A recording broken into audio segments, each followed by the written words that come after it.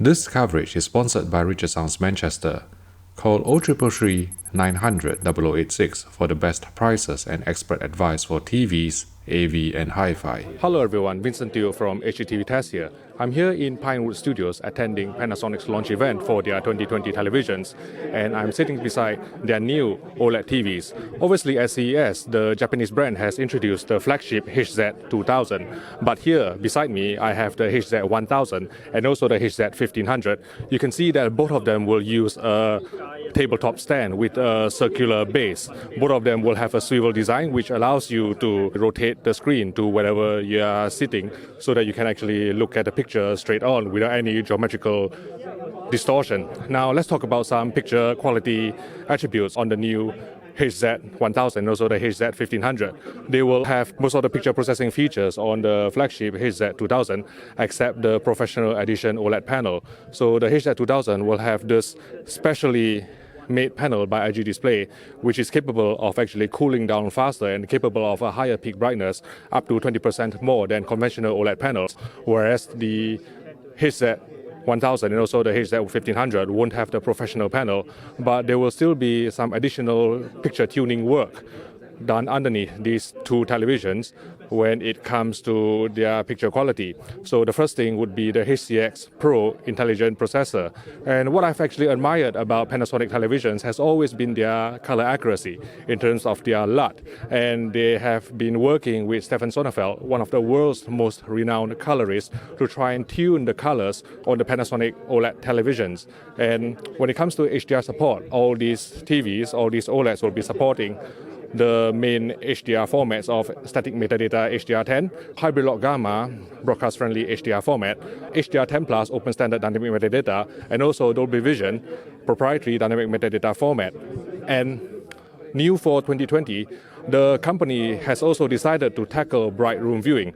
In a bright room, HDR content can look a bit dark because of how the tone curve actually follows an absolute line according to the ST2084 standard.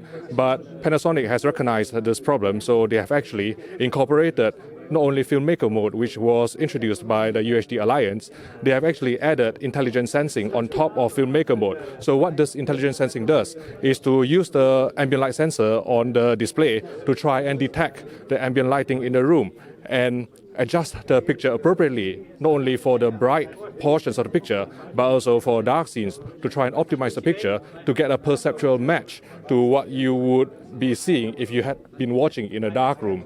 Also, because of Dolby Vision, the presence of dynamic metadata, since it is already there anyway, the company together with Dolby Laboratories are harnessing this dynamic metadata that was embedded in the stream anyway already to try and optimize the picture because they already know so much about the content. They can actually optimize it on a scene-by-scene or even frame-by-frame basis, even in a bright room.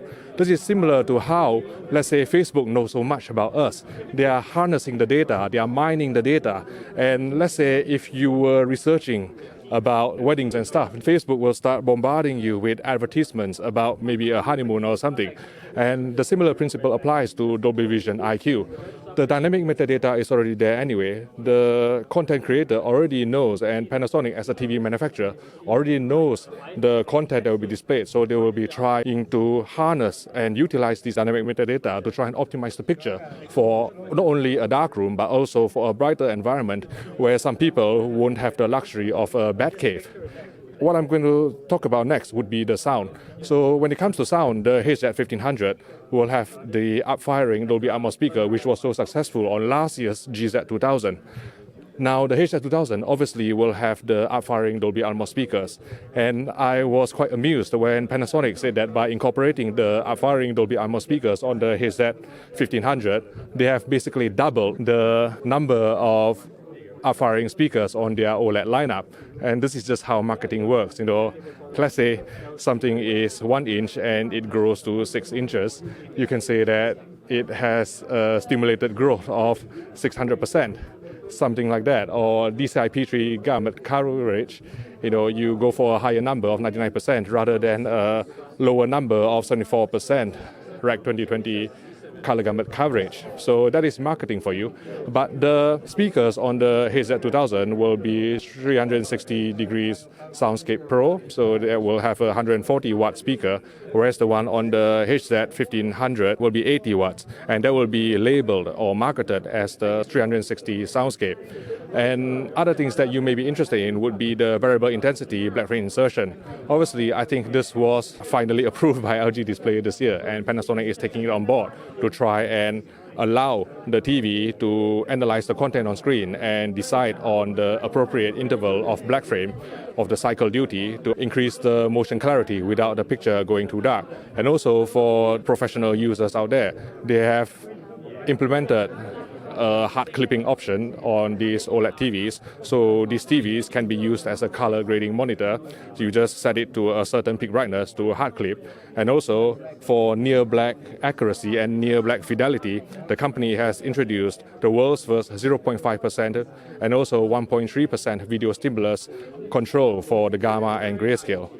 And what other things can I tell you? I need to run very quickly to the LCD side. So I will wrap up this video by saying that I really look forward to testing these televisions. Unfortunately, the company hasn't managed to implement a true HDMI 2.1 chipset on these TVs. So the only HDMI 2.1 features that will be supported on the HDMI 2.0B ports will be ALM and also ERRC or Enhanced ARC. If you found this video useful, please click the like button and subscribe to the HDTV Test YouTube channel for more videos like this. Thank you for watching, and I'll see you in the next video.